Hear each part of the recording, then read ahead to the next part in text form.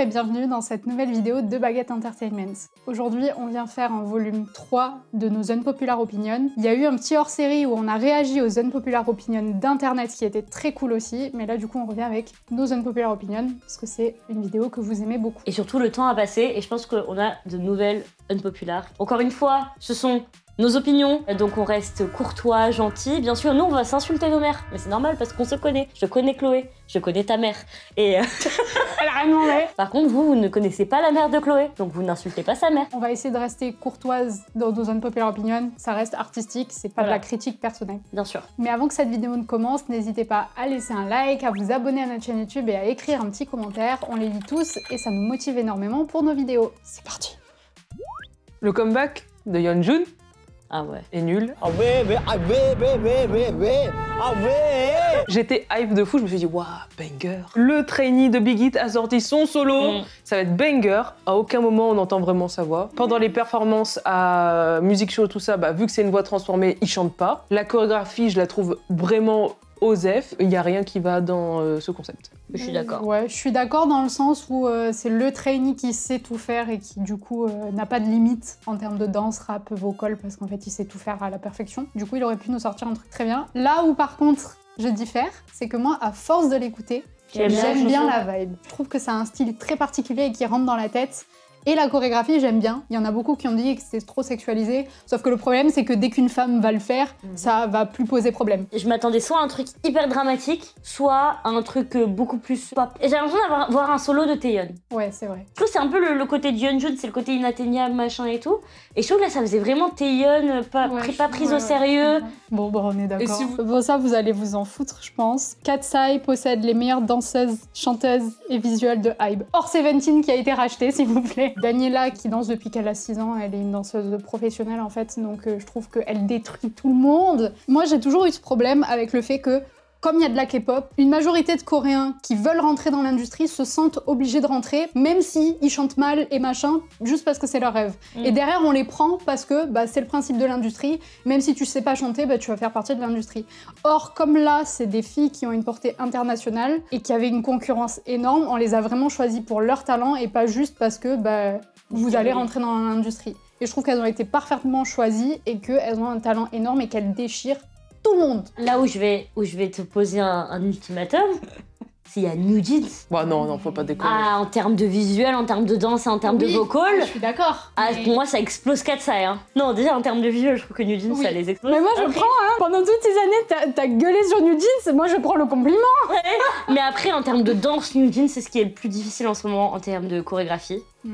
Et je trouve que pour l'instant, ce qu'on a vu de Katsai, c'est pas... Oui, les chorégraphies ne sont pas très fortes, mais par contre, dans tout ce qui est covering de plein d'autres musiques, elles montrent qu'elles savent faire. Ouais, et après, vocalement, il y en a surtout une, qui chante très très très bien. Mais je trouve que dans New Jeans, le niveau est haut partout, en fait. Hybe, si New Jeans a fait brûler Hybe.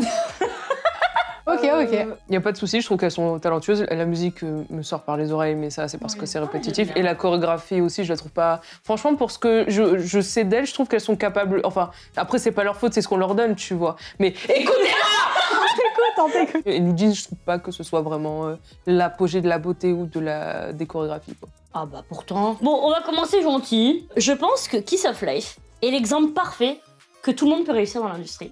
Et que c'est juste les agences qui se donnent pas les moyens. Oui, à partir du moment où ils sont talentueux comme Kiss of Life.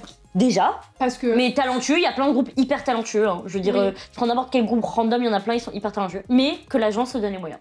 Oui, c'est vrai, je suis d'accord. On est trop gentils avec les agents de nos goûts. À dire, on va les aider, on va leur donner l'argent. Et en fait, ils réinvestissent jamais cet argent. Le Kiss of Life, c'est parti du premier MV. C'est une performance. Oui, c'est une performance, ouais. Et de ça, avec 2-3 tenues, ils sont partis sur...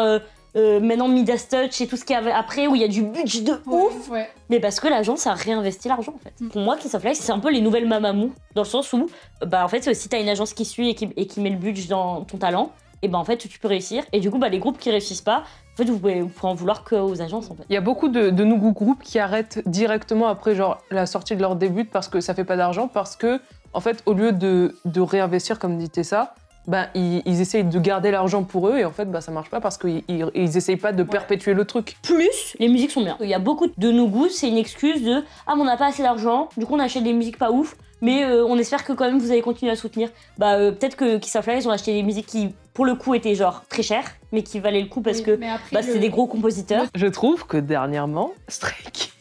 Oh là là. C'est pas ouf. C'est pas ouf. D'accord. J'ai été tellement hype avec Megaverse, tout ça. Il n'y a pas de souci. Vraiment, je l'écoute encore. Mais je suis désolée, Chick Chick Boom et c'est quoi la deuxième là? Mais c'est pas que Stray Kids, c'est en général, il y a une espèce d'exportation qui se crée et qui perdent un peu leur valeur et leur identité du départ. Je sais qu'une identité, ça se crée au fur et à mesure et que c'est fait pour changer. J'ai l'impression qu'on commence à se perdre et avec les réseaux sociaux, le truc de on doit faire une musique qui est trendy sur les réseaux, genre Chick Chick Boom, c'est typiquement la musique TikTok. Je suis désolée. Bon, moi, je suis d'accord, donc je vais rien dire, mais...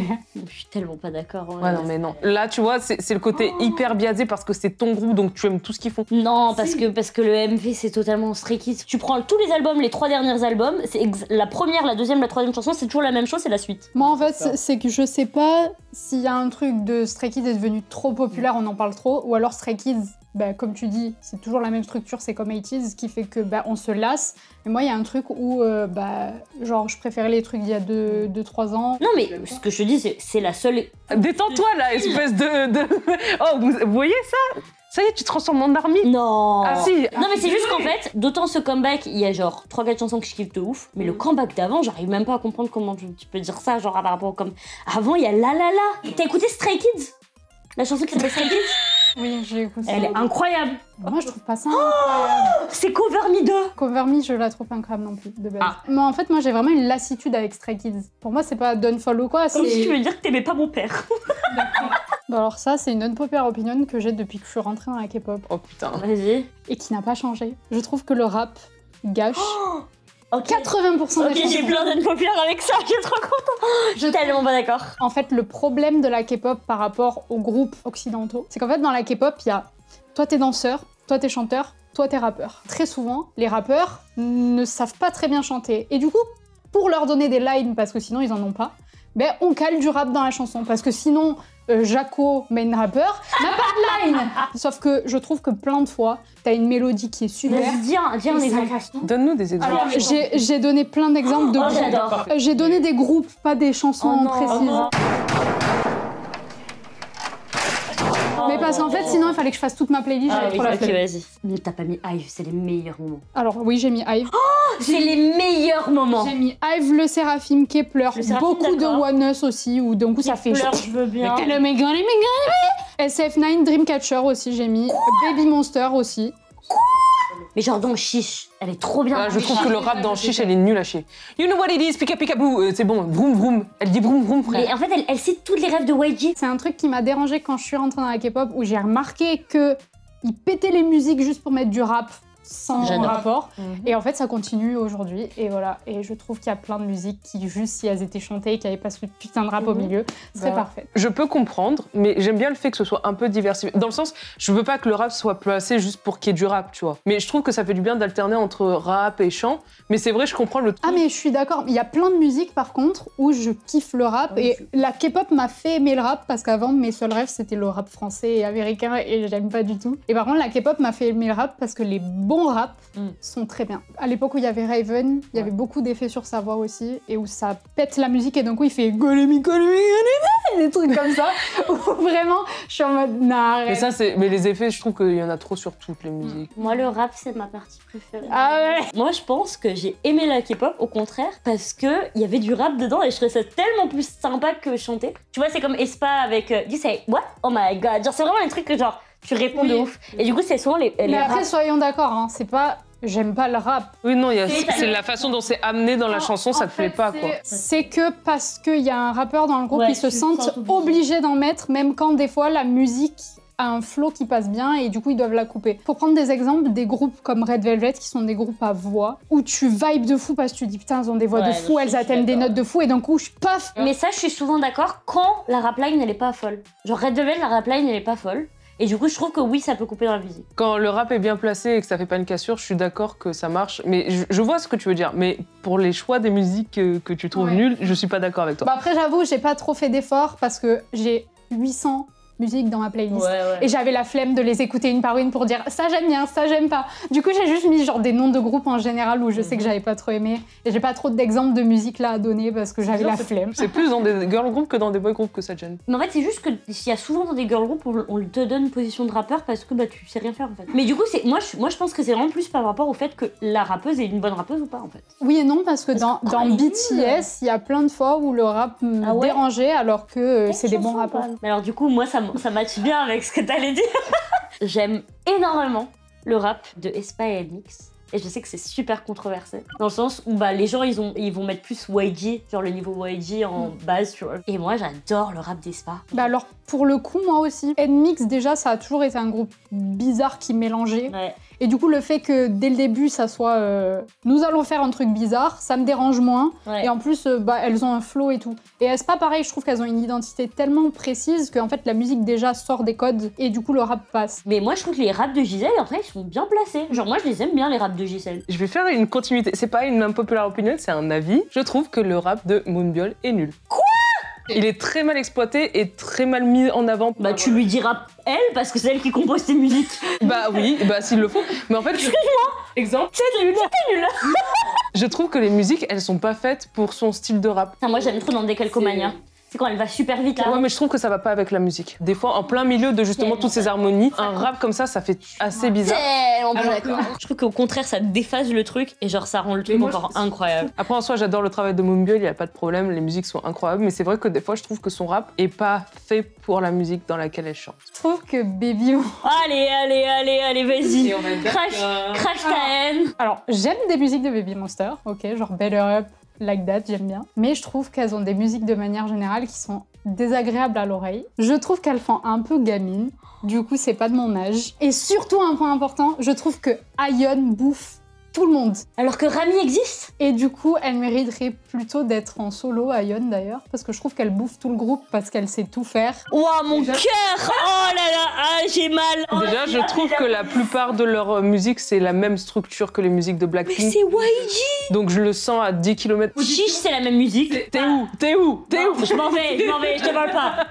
Pour moi, Baby Monster est actuellement le groupe le plus talentueux de toute la K-pop. Je suis tellement pas d'accord. Mais parce que tu les connais pas en tant qu'elles. Oui, en termes de talent, elles sont talentueuses. Je trouve juste que leur musique et leur concept... Moi, j'aime bien parce que c'est très YG. Mais après, oui, je peux comprendre qu'on aime moins. J'ai été une très très grosse Blink, donc moi je suis très friande de ce genre de truc. Baby Monster est arrivé pile au moment où genre j'avais besoin de renouveau avec Blackpink. Et genre pour moi, c'est pile ce que j'avais besoin. Vous imaginez que bientôt on ira au concert et il faudra qu'on mette notre dentier comme ça.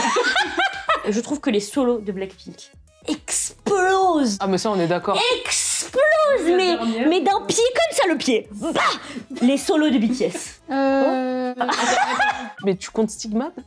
Non, les trucs en solo récemment. RM, non, c'est sûr. C'était nul. Jin, j'ai pas écouté encore. Jimin, c'était éclaté. Set Me Free, ça passe, mais le reste, que c'est pas trop mon délire, c'est son délire. T'as aimé les deux derniers? T'as aimé où? Léger, mais moi, c'est vraiment, je parle vraiment de l'album Face. J'aurais dit oui, mais en fait, il y a Jungkook. Ouais. Je peux pas me dire que à Pâteux, ça bat Standing Next to You. Franchement, il y a moyen. Non. Ah, il y a moyen. J'ai été super surprise des solos. J'ai aimé les trois, mais je trouve que vraiment, elles s'expriment beaucoup mieux. Elles expriment beaucoup mieux leur style en solo que dans le groupe. Et je trouve que chaque solo était hyper différent et représentait la personne. Et du coup, je suis d'accord. Mais moi aussi. Il y a les tétés de Jungkook. Rockstar, je suis devenue addict de cette musique. Et vraiment, ma préf de toutes les musiques, c'était New Woman. Genre, je l'aime pas. J'ai tellement écouté cette musique. Je la trouve incroyable. Le MV, tout, j'adore. Madame qui parle espagnol gâche un peu. Oui, alors elle, je l'écoute pas. Je la mute quand il y a ces moments. Bah ouais, mais du coup, il te reste une minute de musique. Mais je suis d'accord, mais j'aime tellement les parties de Lisa que genre, je peux pas. Mantra, j'ai adoré. Je trouve que c'est tellement génial. Et à Pâteux, je suis comme ça toute la journée. Arrête. Les solos de Tae, les solos de RM, les solos de Jin, en fait tous les membres globalement, à part Suga et Jungkook, j'ai trouvé ça très très osef. RM, il a toujours eu un style très différent de BTS. C'est juste pas mon style. Mais là, la dernière qu'elle a sortie, c'était en plus en collaboration avec Hyukoh, qui est un groupe indépendant qui a un style très particulier que j'adore. Mais là, c'est vrai que c'est très compliqué à apprécier. Après, il y en a deux petites. Elles sont gentilles. Kepler aurait dû disband. Oui. Ils ont pas Lisbonne? Non. Bah non. Camille, on a même fait un devine-tête qui est sorti sur la chaîne. Oui, où franchement, vous on me en a dites qu'elles sont parlé. plus que 7. Ah. J'aurais tellement aimé voir les membres dans d'autres groupes ou en solo. Ouais. Elles auraient pu faire des Hive, des Le Séraphim, enfin tu vois, genre séparés et faire d'autres groupes mieux. Et la dernière, je trouve que Klaxon c'est la pire title track de G-Idol. Je pense que c'est pas une unpopular opinion. Hein. Ah ouais, il y en a, ils ont kiffé, hein, chanson de l'été Ah et bon tout, ouais. T'arrives après Super Lady et tu fais Hong Kong le klaxon, je suis en mode... Ouais, je suis d'accord. Ouais. Du coup, voilà, c'est la fin de cette vidéo. On espère que ça vous aura plu. N'hésitez pas à nous dire si vous êtes d'accord ou pas avec nous dans les commentaires et à nous dire si vous avez des unpopular opinions, vous aussi, histoire qu'on les lise et qu'on réagisse. N'hésitez toujours pas à vous abonner à notre chaîne YouTube si ça vous plaît. Je sais pas si, quand cette vidéo sortira, nous aurons les 5000 abonnés. Ah. J'espère. Sinon, désabonnez-vous tous. Transition. Au revoir. Elle est très lente cette transition. Mais regardez ma photocard, elle est jolie.